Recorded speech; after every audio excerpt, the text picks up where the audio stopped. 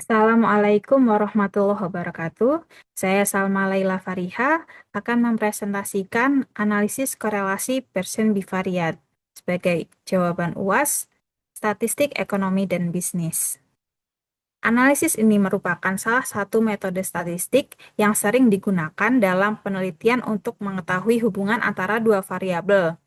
Dalam presentasi ini, saya akan menjelaskan konsep dasar, asumsi, rumus, serta interpretasi hasil analisis korelasi Pearson bivariat.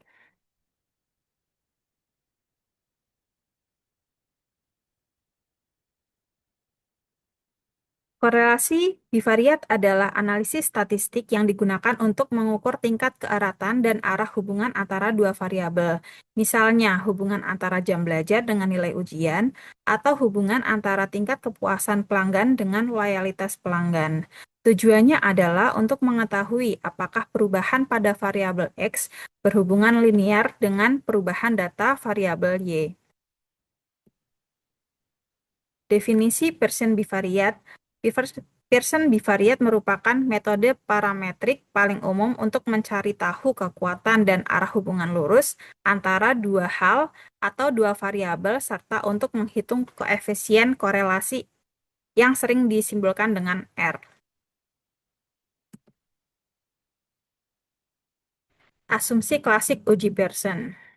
Sebelum melakukan analisis Pearson, terdapat beberapa asumsi yang harus dipenuhi agar hasilnya valid. Data harus berskala interval atau rasio, berdistribusi normal, memiliki hubungan linear, dan tidak mengandung outlier ekstrim. Skala data kuantitatif kontinu merupakan data yang digunakan dan wajib berskala interval atau rasio, data metrik. Angka dalam data harus memiliki makna matematis yang real, di mana jarak antar nilai dapat diukur dengan jelas, misalnya tinggi badan, pendapatan, atau skor tes. Yang kedua, distribusi normal. Kedua variabel secara bersama-sama harus berdistribusi normal. Pola sebaran data harus menyerupai lonceng simetris, di mana sebagian besar data berkumpul di area rata-rata. Hubungan linear. Hubungan linear maksudnya hubungan antara variabel independen X dan dependen Y harus membentuk garis lurus. Kemudian yang terakhir bebas outlier ekstrim. Maksudnya tidak terdapat pencilan data yang mencolok karena nilai ekstrim sangat mempengaruhi koefisien korelasi R. Pada slide ini ditampilkan rumus koefisien korelasi Pearson. Dalam rumus tersebut, N merupakan jumlah sampel, X variabel independen, dan Y variabel dependen. Rentang dan arah korelasi. Nilai koefisien korelasi atau R selalu berkisar antara min 1 hingga plus 1. R lebih dari 0, korelasi positif, yaitu hubungan searah, yang artinya penambahan nilai X akan meningkatkan nilai Y. R kurang dari 0, korelasi negatif, yaitu hubungan berlawanan arah. Artinya penambahan nilai X menurunkan nilai Y. R sama dengan 0, tidak ada korelasi, yaitu tidak ada keterkaitan linier antar kedua variabel. Selanjutnya, koefisien determinasi atau R kuadrat.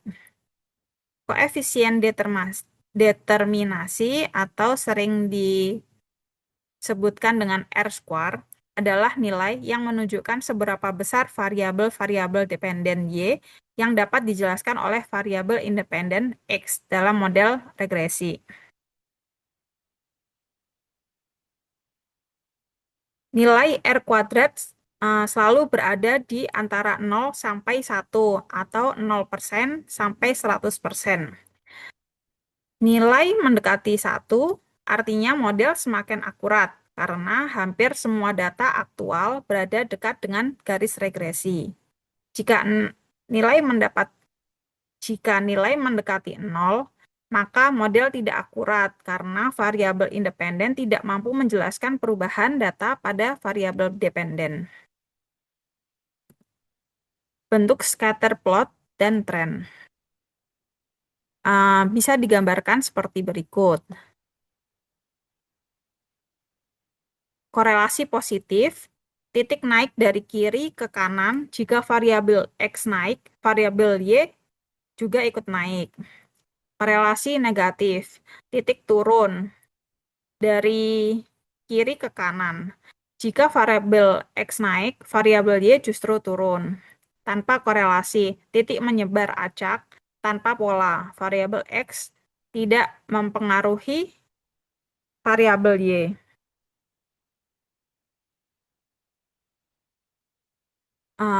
Kemudian ada bentuk tren data. Tren linear, sebaran titik membentuk atau mendekati garis lurus. Tren non-linear, sebaran titik membentuk pola melengkung atau kurva dan tidak berbentuk atau titik tidak mempunyai pola sama sekali sehingga tren tidak dapat ditentukan.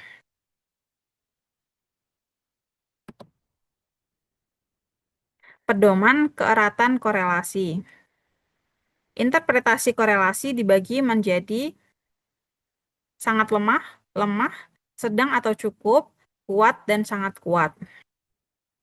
Interval nilai koefisien dibagi dari 0 sampai 0,2, 0,2 sampai 0,4, 0,4 sampai 0,6, 0,6 sampai 0,8, 0,8 sampai 1. Bisa kita lihat di tabel interpretasi masing-masing. Jika sangat lemah, itu hubungan dapat diabaikan atau hampir tidak ada. Jika lemah, terdapat hubungan pasti namun tergolong rendah. Jika sedang atau cukup, hubungan moderat yang signifikan antara variabel. Kuat itu berarti hubungan erat dan berpengaruh nyata. Jika sangat kuat, maka hubungan sangat erat hingga mendekati sempurna. Korelasi versus kausalitas. Prinsip korelasi mengukur sejauh mana dua variabel berubah secara bersama-sama atau asosiasi linier. Korelasi tidak membuktikan bahwa variabel X secara langsung menyebabkan perubahan pada variabel Y. Selanjutnya, prinsip kausalitas membutuhkan pengujian teori yang lebih mendalam, variabel kontrol, serta analisis regresi atau eksperimen. Kita harus mewaspadai spurious correlation atau korelasi semu yang disebabkan oleh variabel ketiga yang tidak teramati. Sekian penjelasan dari saya. Terima kasih atas perhatiannya. Semoga bermanfaat. Wassalamualaikum warahmatullahi wabarakatuh.